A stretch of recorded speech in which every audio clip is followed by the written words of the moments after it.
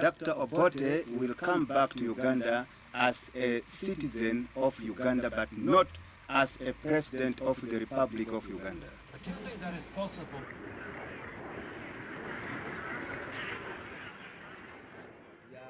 Kama mama yangu mzazi, sintapenda kitu chochote duniani kuzidi nchi yangu Tanzania. Sintatumia jina la nchi yangu Tanzania kwa fahari, sifa faida yangu mwenyewe. Sintatumia kwa fahari, sintatumia jina la nchi yangu Tanzania kwa fahari.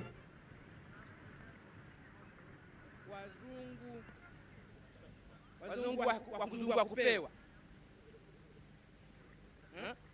Wazungu wa bandia. Sijui wazungu wa namna gani? Sijui wazungu wa bandia. South Africa, wa Japani wamekubaliwa kuitwa wazungu. Wanasema tufanye uhusiano na South Africa. Tupeleke mabalozi kule. Mnajua utakapopeleka balozi maana yake? Unajua ukipeleka balozi South Africa atapewa hati. Ukipeleka balozi South Africa wale wamewapa hati wa Japani. Jitu zima linafurahi, linasema linapita. Katika nchi ya watu wetu milioni 15 wanaonewa, linapita hili. Linatoka katika nchi ambayo ndugu zetu wangeitumainia. Linapita, linasema, linapita kwa ndugu zetu, linasema mimi si sawa na nyinyi, mimi mzungu.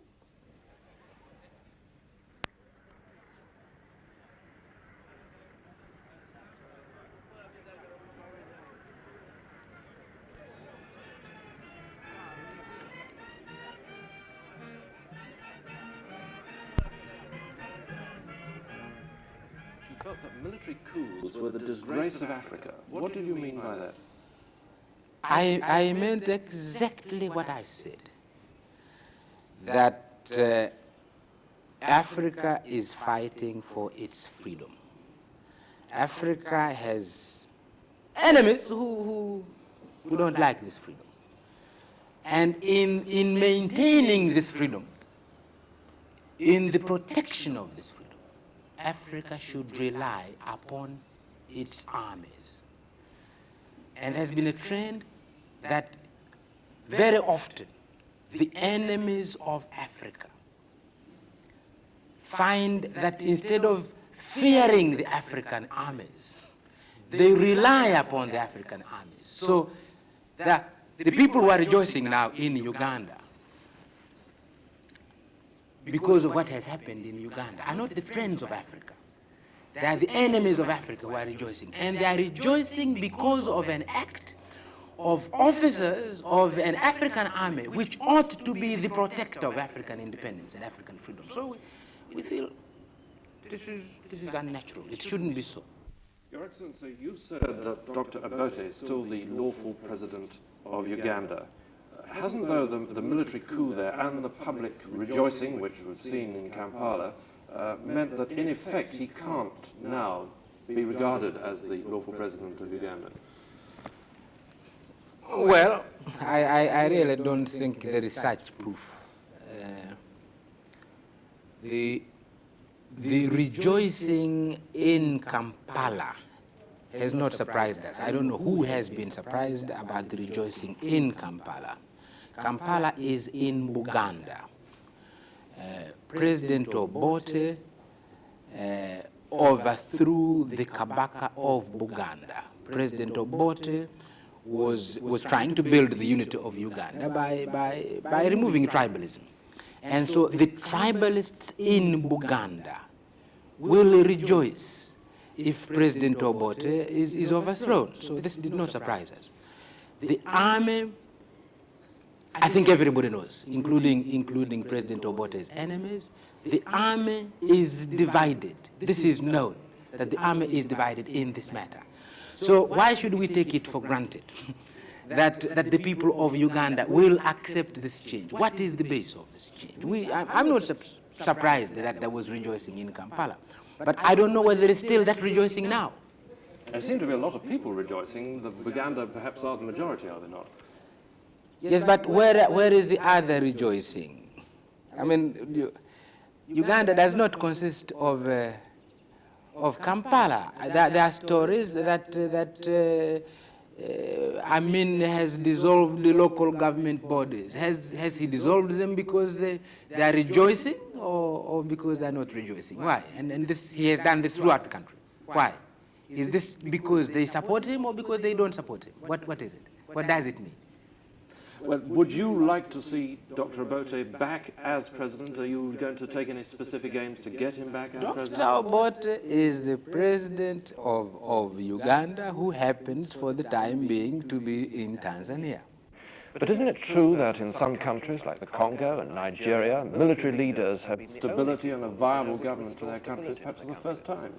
Oh yes, and I'm not saying all coups are wrong. Nasser overthrew a corrupt regime. He was a soldier, and some soldiers can overthrow corrupt regimes to protect the honor of their own countries. I'm not saying every coup is wrong, but many of the coups in Africa have been directed against the people of Africa.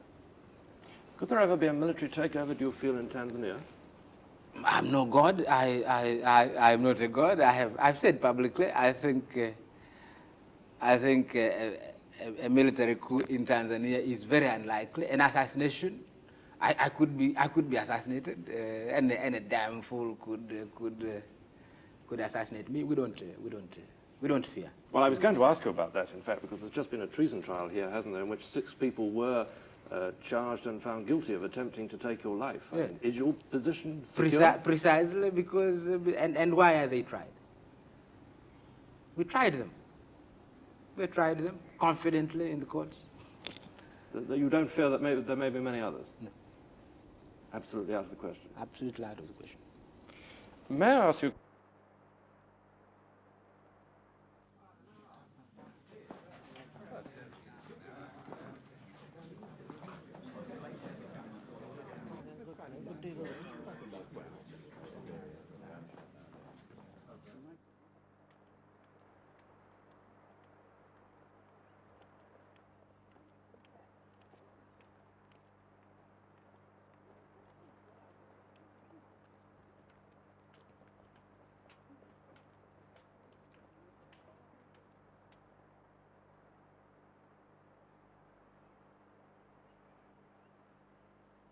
moment, Tanzania and Uganda, of course, are in the middle of a rather bitter political row.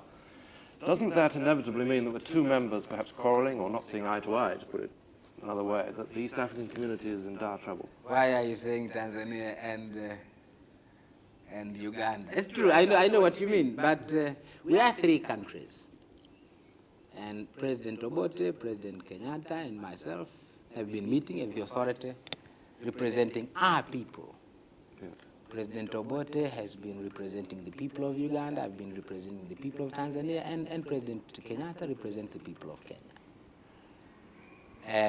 It's true, there is a question mark now in this, because of this attempt in Uganda to remove President Obote.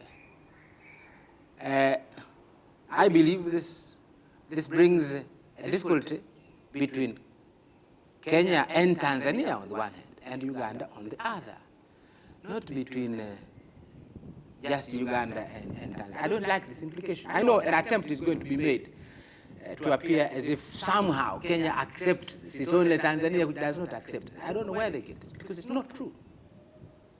But you will never represent, you will never recognize General Amin. Perhaps Kenya might. Well, this perhaps, I don't know, I can't speak for this perhaps, but I'm saying we are a united East Africa, and the only thing that has happened that may cause difficulty in this unity has happened in Uganda, not in Kenya and not in Tanzania. It's General Amin's fault. It's General Amin's fault. Could I turn up?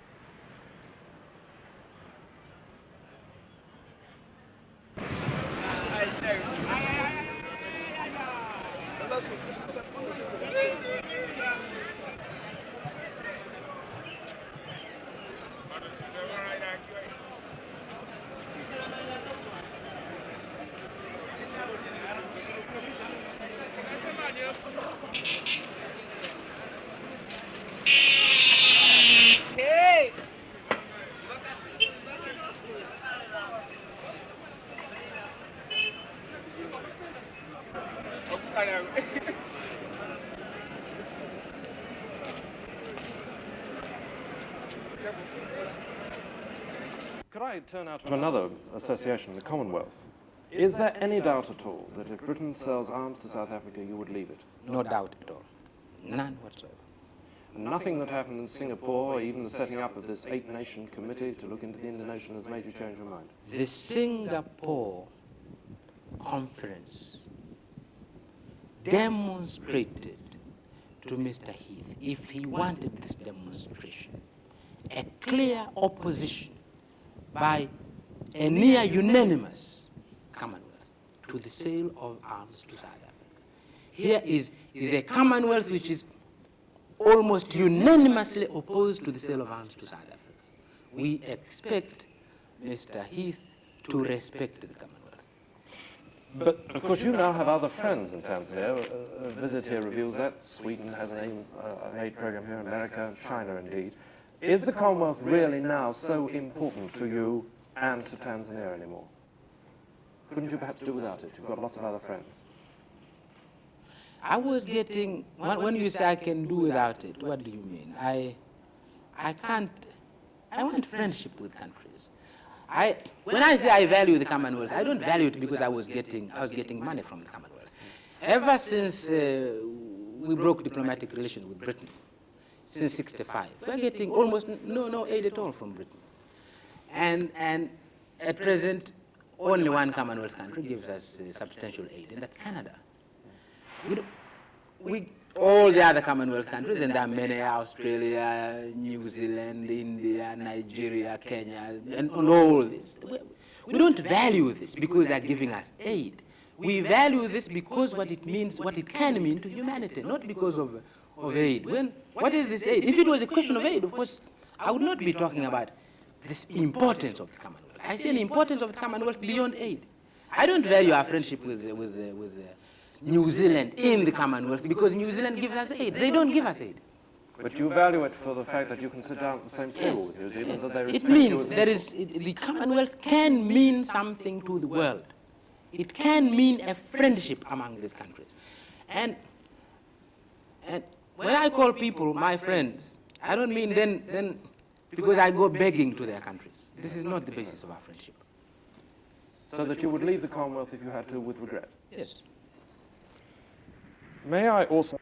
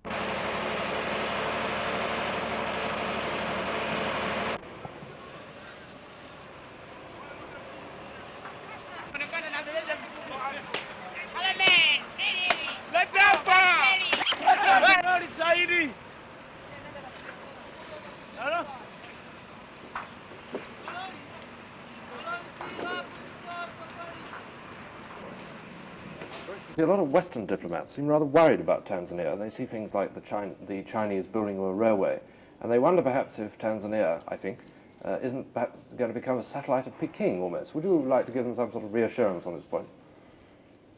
It is very difficult to reassure Western countries about China. They, for some reason or other, they're frightened of China. I don't understand this. They appear to be frightened of China. They may have reasons which are their own reasons. They are in competition, I think, with the Chinese. They regard themselves as in competition with the Chinese about spheres of influence in the world. I'm not in competition with the Chinese. We're a small country. We are not in competition with the Chinese about any sphere of influence anywhere in the world. And so how do I reassure you, the Western countries? The Chinese offer to build a railway for us. We accept. You yourself have said here we have people helping us here. We have Canadians, all the Scandinavian countries, Sweden, Denmark, Norway, Finland. We have Americans here and some British. And we are, as far as aid is concerned, here we are. Cooperation with the outside world. We are almost a United Nations. Japan. We have all these countries here. But no, it's China. What is seen is only China. And so I'm not becoming a British satellite or a Canadian satellite or a Scandinavian satellite, but Tanzania is becoming a Chinese satellite. What is the